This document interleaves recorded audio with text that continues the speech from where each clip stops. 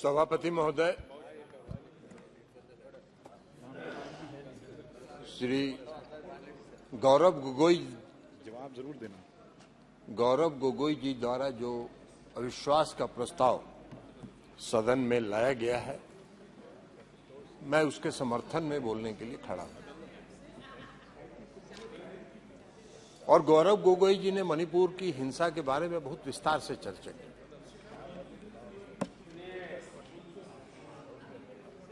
और हम लोग को आश्चर्य तब होता है जब मणिपुर इस देश का पूर्वोत्तर राज्य है, महत्वपूर्ण राज्य है, डबल इंजन की सरकार है।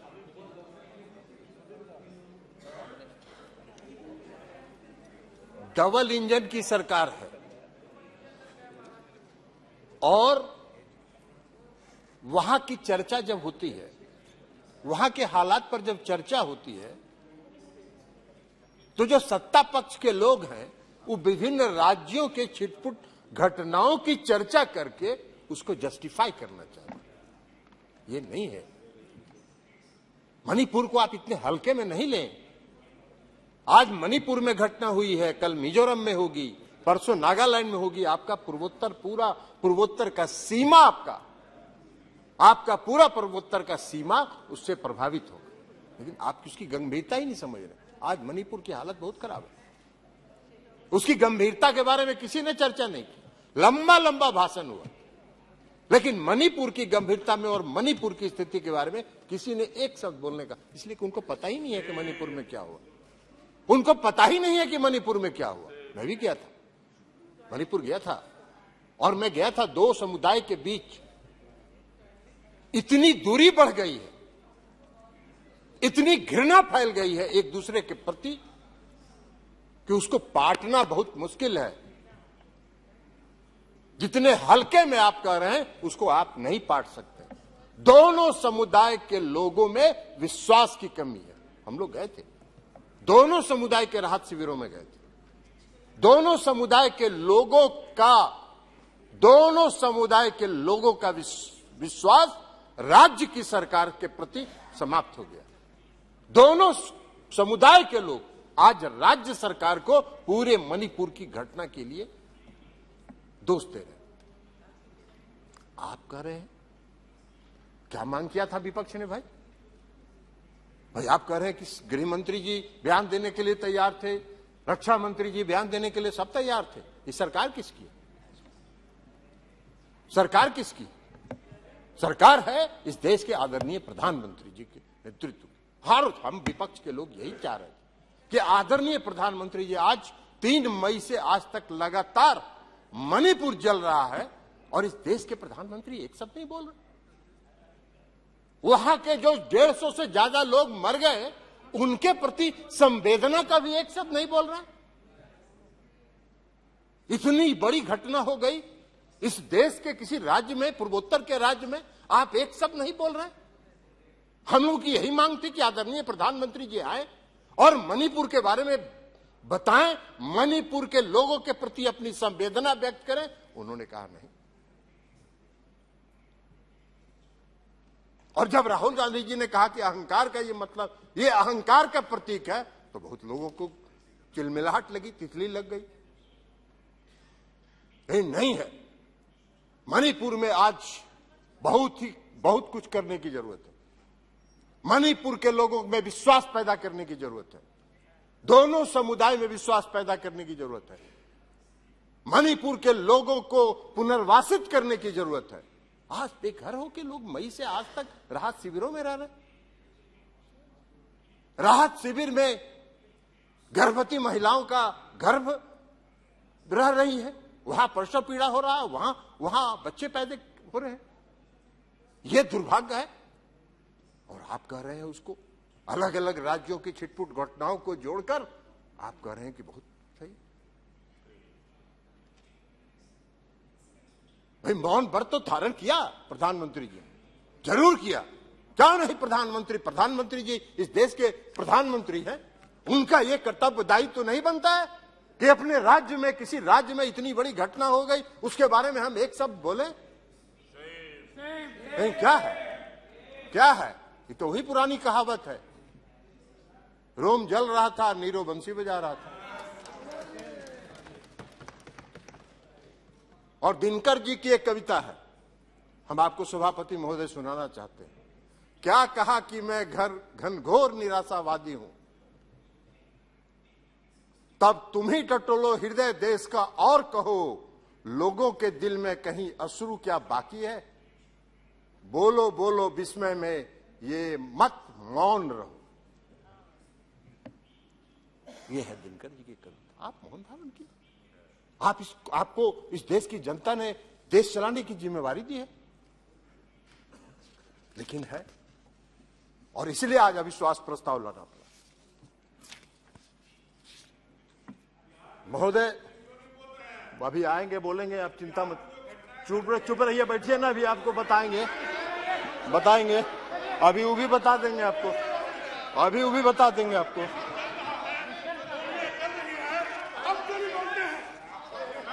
बैठिए आराम से बैठिए, सुनिए, नहीं बैठिए जी, आप बोलिए। चिंता मत करिए, आपका जब नंबर आए तब बोलिएगा, आप बोलने दीजिए, प्लीज बैठ जाइए, कोई चिंता नहीं, ठीक है। टिकट नहीं, जब आपका पक्ष का नंबर आएगा बोलेगा, आप बोलिएगा, अब उनको बोलने दीजिए जी, बोलिए, उधर ध्यान मत दीजिए, आप बोलिए। सभापति महोदय, अब हम जरा बता दें, आदरणीय प्रधानमंत्री जी, हम बता दें, आदरणीय प्रधानमंत्री, रिकॉर्ड में नहीं जा रही है, 9 वर्षों से राजीव रंजन सिंह जी के रिकॉर्ड में जा रही है जी। 9 साल से इस देश में शासन कर रहे हैं, और इस देश की जनता आज अपने आप को छला हुआ महसूस कर रही है। 2014 में इस देश के प्रधानमंत्री नरेंद्र मोदी जी चुनाव लड़ रहे थे, किसके बल पर जीत रहे थे? इस देश के नौजवानों पर, इस देश के बेरोजगारों पर क्या वादा किया था उन्होंने? इस देश को उन्होंने वादा किया था 2 करोड़ बेरोजगारों को प्रति वर्ष रोजगार देंगे। 9 साल हो गया, 18 करोड़ का तो हिसाब दीजिए, 18 लाख का भी हिसाब नहीं दे रहे, 18 लाख का भी हिसाब नहीं दे रहे, काहे का? और बना दिया क्या दिया? हाँ, रोजगार दिया एक आदमी को रोजगार जरूर मिला, वो सबसे बेरोजगार था। हम नाम नहीं बोलेंगे किसको रोजगार दिया उन्होंने, ये खुद बताएं कि किसको रोजगार उन्होंने दिया, जो सबसे बड़ा बेरोजगार था, और उसको भारी रोजगार देके पूरा इस देश के नंबर 1 और दुनिया के नंबर 3 पर पहुंचा देने का काम किया। नाम बताइए आप ही, किसको इतना बेरोजगार था जिसको रोजगार दिया? इस देश के नौजवानों को तो रोजगार नहीं मिला। हम लोग भी चुनाव लड़ रहे थे 2014 में, जो बेंगलोर में, महाराष्ट्र में और अलग अलग शहरों में जो लड़के इंजीनियरिंग और मेडिकल कॉलेज में पढ़ते थे, सब अपनी पढ़ाई छोड़ के गांव आ गए थे और सब अपने घर में बैठ गए थे और कह रहे थे अपने अभिभावकों को कि मम्मी पापा वोट दे दो मोदी जी को, हम लोगों को रोजगार मिल जाएगा। रोजगार तो मिल गया, क्या हुआ? आज वही लड़के 5,000 4,000 रुपए की नौकरी के लिए प्राइवेट कंपनियों में दर भटक रहे हैं। 18 करोड़ लोगों के रोजगार का क्या हुआ? 18 करोड़ लोगों के रोजगार का हिसाब दीजिए। बना क्या दिया आपने? अभी रक्षा मंत्री जी नहीं है, रक्षा मंत्री जी नहीं है। रक्षा मंत्री जी को मालूम है इस देश में जो नियमित सेना में बहाली होती है, लाखों नौजवानों ने नियमित बहाली में दौड़ में पास किया, उनका मेडिकल हो गया, उनका नियुक्ति पत्र जारी होना था, उसको फाड़ के फेंक दिया गया और 4 साल के लिए अग्निवीर बना दिया गया। बाहर रोजगार के प्रति आपका नजरिया, कौन सा रोजगार के प्रति आपका नजरिया है? यही है आपका रोजगार के प्रति आपका नजरिया। महोदय, देश के प्रधानमंत्री ने 2014 में घूम के भाषण दिया। अरे बोलिए ना कि नहीं बोले थे कि 2 करोड़ लोगों का अगर साहस है, हिम्मत है तो कहिए कि हमने नहीं कहा था कि हम 2 करोड़ लोगों को रोजगार देंगे।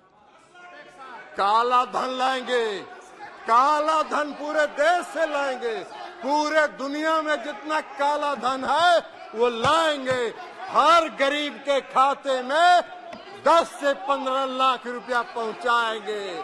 एक आदमी को भी नहीं मिला।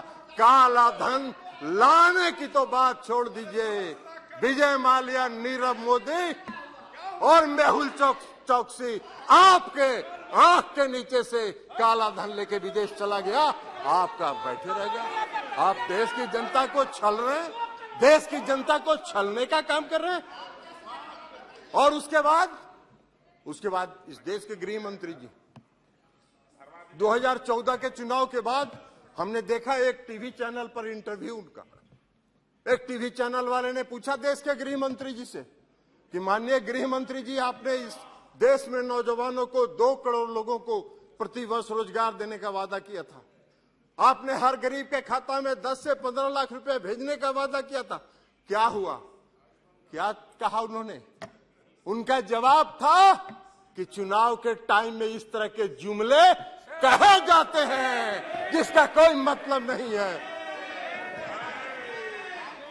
मेरे इसमें है, कहिएगा दिखा देंगे, इसमें है आपका गृह मंत्री जी का इंटरव्यू, आपका गृह मंत्री जी का इंटरव्यू है, दिखा देंगे, आपके गृह मंत्री जी का इंटरव्यू दिखा देंगे। जुमला कहेंगे,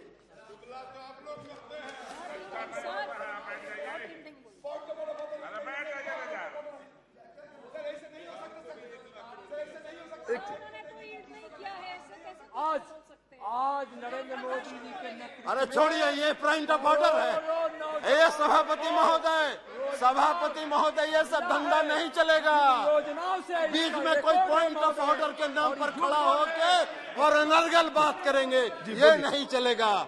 ये सब जुमलेबाज हैं। ये क्या बोलेंगे? जुमला कहते हैं। इनके 1 नंबर के मंत्री ने इस देश में कहा कि जो चुनाव में हम वादा करते हैं वो जुमला होता है। यह कह रहे हैं महंगाई। आज देश में सबसे बड़ी समस्या क्या है? महंगाई। आप उज्ज्वला योजना की चर्चा अब आप नहीं करते हैं, क्योंकि उज्ज्वला योजना में जितना सिलेंडर आपने बांटा, 5% घरों में भी आज वो सिलेंडर नहीं जल रहा है। क्यों? 1400 रुपए 1300 रुपए सिलेंडर का दाम हो गया। अब आप उसका नहीं, पहले बहुत पीठ थपथपाते थे, अपना हर भाषण में कहते थे उज्ज्वला योजना, उज्ज्वला योजना, उज्ज्वला योजना। अब शांति में कायम हो गया। आप बात कर रहे हैं भ्रष्टाचार की।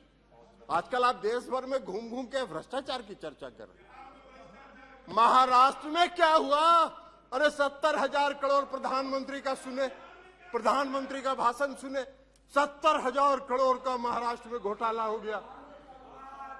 महाराष्ट्र में 70,000 करोड़ का घोटाला हुआ। आज 3 दिन के अंदर सबको वॉशिंग मशीन में डाल के 1 सेकंड में बाहर निकाल दिया, सबको सरकार में शामिल कर ली। वाह, कर्नाटक का चुनाव लड़े थे ना अभी। कर्नाटक के चुनाव में भ्रष्टाचार सबसे बड़ा मुद्दा था। प्रहलाद जोशी जी यहाँ बैठे हैं, उनको पता होगा। भ्रष्टाचार 40,000, वो भी बताएंगे, वो भी बता रहे हैं आपको, चिंता मत करिए, वो भी बता रहे हैं। 1 मिनट, वो भी बताएंगे आपको।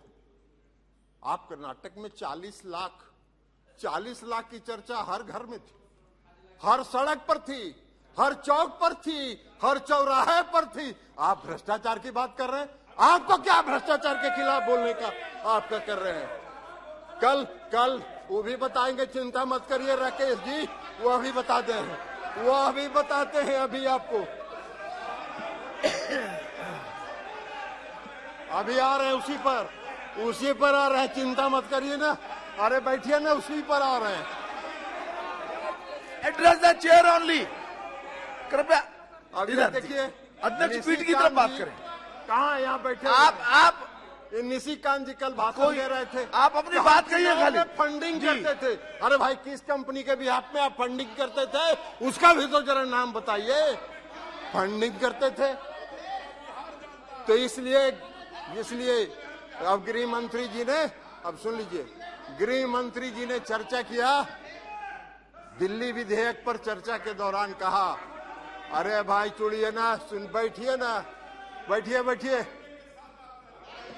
गए थे, आप भी गए थे, कहाँ गए थे वो हम बोल दें क्या? आप ललन बाबू, आप इधर बात कुमार जी कीजिए के ना। यहाँ गए थे कि भाजपा वाला हमको अरे बहुत तंग कर रहा है, बात कीजिए, ज्वाइन करा लीजिए। बात कीजिए, इधर ध्यान दीजिए।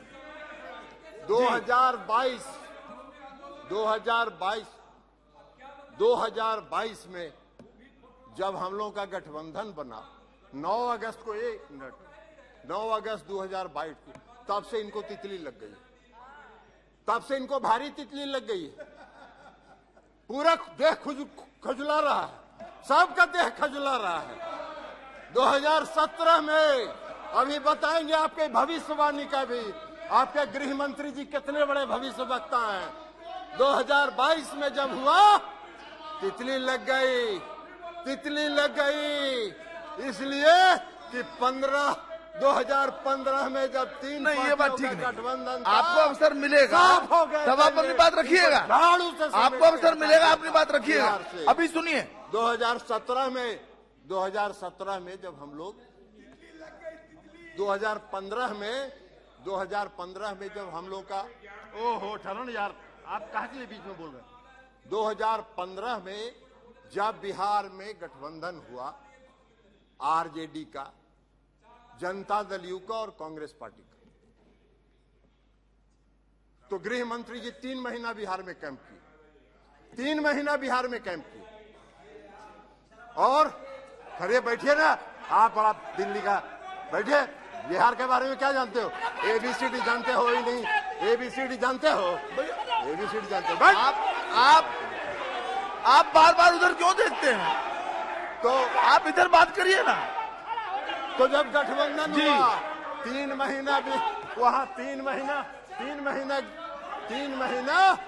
गृह मंत्री केवल जी इधर- कैंप किए, 3 महीना गृह मंत्री जी कैंप किए, और 43 आम सभा इस देश के आदरणीय प्रधानमंत्री जी ने की, जो रिकॉर्ड है किसी राज्य के विधानसभा के चुनाव में प्रधानमंत्री ने 43 आम सभा की होगी, ये रिकॉर्ड है। और सीट आया 52 गो, 52 सिमट गए। और जब इनका नहीं चला तो इन्होंने लालू जी के परिवार के यहाँ छापा मरवाने का काम किया। और जब छापा मरवाने के कारण 2017 में हमारा गठबंधन टूटा, तो 17 से 22 तक कुछ नहीं हुआ। 2017 से 2022 तक कुछ नहीं हुआ। शांति में इनके तीनों पालतू तोते शांत बैठ गए। और जैसे ही 9 अगस्त 2022 को फिर से गठबंधन हुआ, तीनों तोता चालू हो गए, तीनों तोता दौरा कर रहे, लगातार दौरा कर रहे, लगातार छापा मार रहे। अरे मारते रहो, बिहार का 40 में 40 सीट हारोगे।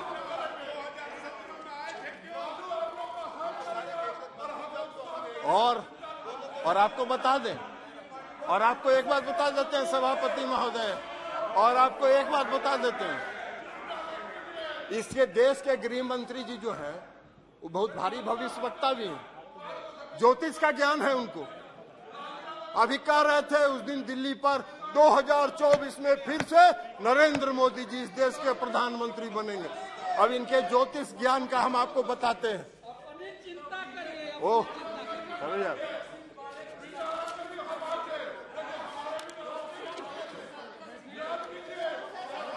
बैठिए, बैठ जाइए, बैठ जाइए, बैठ जाइए, बैठ जाइए। आप बैठ जाइए, बैठ जाइए प्लीज, बैठिए, बैठिए, बैठिए। 2000 रिकॉर्ड में नहीं जा रहा है। 2000 बोलिएगा तो रिकॉर्ड में आएगा, तब बोलिएगा जी। 2015 में इन्होंने गृह मंत्री जी ने, अरे कुछ रिकॉर्ड में नहीं जा रहा मंत्री जी है। ने भविष्य बैठिए। कि जिस दिन बिहार के चुनाव की गिनती होगी उस दिन 11 बजे नीतीश कुमार जी त्याग पत्र देंगे, 12 बजे प्रधानमंत्री भारतीय जनता पार्टी की सरकार बिहार में बनेगी। इनका भविष्यवाणी फेल कर गया, भविष्यवाणी फेल कर गया गृह मंत्री जी का। 52 गो मात्र सीट आया। 2021 में बंगाल में चुनाव लड़ रहे थे, कहे 2/3 बहुमत से सरकार बनाएंगे, हार गए। 2022 में हिमाचल गए, वहां कहे सरकार बना रहे हैं, भविष्यवाणी फेल कर गया। कर्नाटक गए, वहां कहे 2/3 से सरकार बना रहे हैं, हार गए। 2024 भी आप जरूर हारेंगे, आपका भविष्य यही बता रहा है। और आप एक बात बता देते हैं, 2-3 मिनट में, प्लीज 2-3 मिनट में कंक्लूड करेंगे सभापति महोदय। आई गृह मंत्री जी का आदत है सब, इनका गृह मंत्री जी का एक आदत है। बिहार में अभी 3 बार गए, 3 दौरा कर लिए हैं। एगो पहला दौरा में गए, बैठिए, पॉइंट ऑफ ऑर्डर कर लिया। क्या पॉइंट ऑफ ऑर्डर है? नहीं, क्या पॉइंट ऑफ ऑर्डर? जी जी, क्या 352(2) जी 352(2) सर, आप बैठिए ना, बैठिए आप। इन्होंने कई एक बातें जो है डिफेमेटरी माननीय गृह मंत्री जी के लिए की है। 352(2) ये कहता है कि वो सदन के सदस्य हैं, बिना ये नोटिस के उनके बारे में इस तरह की बातें जो बाहर बोली गई हैं वो नहीं बोल सकते हैं। माननीय रंजन जी जो है, ललन जी, इस सदन के मेरे से ज्यादा वरिष्ठ सदस्य हैं, यहाँ के नियम कानून के बारे में उनको ज्यादा जानकारी है, इसलिए जो भी बातें उन्होंने कही वो एक्सपंज कर देना चाहिए और उनको इस तरह की बातें नहीं करनी चाहिए। देख लेंगे उसको। जी हो गया, ठीक है। अरे छोड़िए ना, 1 मिनट। जी जी जी ओ छोड़ दीजिए ना जी, कुछ नहीं बोले, इनका छोड़ दीजिए। हाँ, और सभापति महोदय 3 बार गए गृह मंत्री जी बिहार। पहला बार गए पूर्णिया में भाषण दिए, कहे कि पूर्णिया का हवाई अड्डा मोदी जी ने बनवाया कि नहीं बनवाया। जनता हंस रही थी, जिसका काम भी शुरू नहीं हुआ उसको ही बनवा दिया हवाई अड्डा। अरे ऐसा बड़ा भारी जुमलेबाज तो देखे ही नहीं भाई। जिस हवाई अड्डे का काम भी शुरू नहीं हुआ उस हवाई अड्डे को बनवा दिए। या यही अध्यक्ष थे, ये जो बैठे हुए हैं ना, ये अध्यक्ष थे, यही फीडबैक दिए होंगे। और उसके बाद गए अभी लखीसराय में, लखीसराय में जाके इन्होंने क्या कहा, मुंगेर में इंजीनियरिंग कॉलेज मोदी जी ने बनवाया कि नहीं बनवाया, मेडिकल कॉलेज बनवाया कि नहीं बनवाया, हर घर नल का जल मोदी जी ने पहुंचाया कि नहीं पहुंचाया। तीनों झूठ है, तीनों सफेद झूठ है। मुंगेर का मेडिकल कॉलेज 1 रुपया केंद्र का नहीं है, मुंगेर का इंजीनियरिंग कॉलेज 1 रुपया केंद्र का नहीं है। मुंगेर बिहार में हर घर नल का जल 1 रुपया राज्य की सरकार ने केंद्र से नहीं लिया। इन्होंने ऑफर किया, उन्होंने ठुकरा दिया, कहा नहीं लेंगे। तुम्हारी फितरत है, केंद्र सरकार की फितरत है। राज्य की कोई योजना चलती है, उसमें कुछ पैसा दे देते हैं। अब पैसा दे के कहते ही तो मेरा योजना है। नीतीश जी ने कहा 1 रुपया नहीं लेंगे, हम अपनी ताकत पर करेंगे, और ये काम उन्होंने किया। शर्म ही नहीं आता है। ये भी गए थे लखीसराय में, यही बताए होंगे कि मेडिकल कॉलेज बनवा दिया, इंजीनियरिंग कॉलेज बनवा दिया, हर घर नल का जल बनवा दिया। ललन जी फीडबैक देते हैं। इस देश के गृह मंत्री जी इसी तरह के बयान करने के आदी हैं। अरे जम्मू एंड कश्मीर में पीडीपी कौन था, क्यों समझौता किए थे? आपका नेचुरल एलाई था क्या? आपका स्वाभाविक गठबंधन था जी। बात बना रहे हैं और यहाँ भाषण देते हैं सब। जम्मू एंड कश्मीर का महबूबा मुफ्ती से गठबंधन किया कि नहीं किया? क्यों किया? आप लालू जी हमारे साथ रहे, धन्यवाद। हम लोग एक पार्टी में रहे हैं, इस पार्टी का निर्माण हम लोगों ने किया था जी। रहेंगे, आपका खाता बहुत धन्यवाद जी। इसी के साथ श्री रामकृपाल यादव बस कंक्लूड कर रहे हैं। इसी के साथ सभापति महोदय, मैं अविश्वास प्रस्ताव का समर्थन करता हूं और इनकी 2024 में विदाई का ऐलान। श्री रामकृपाल यादव जी। धन्यवाद।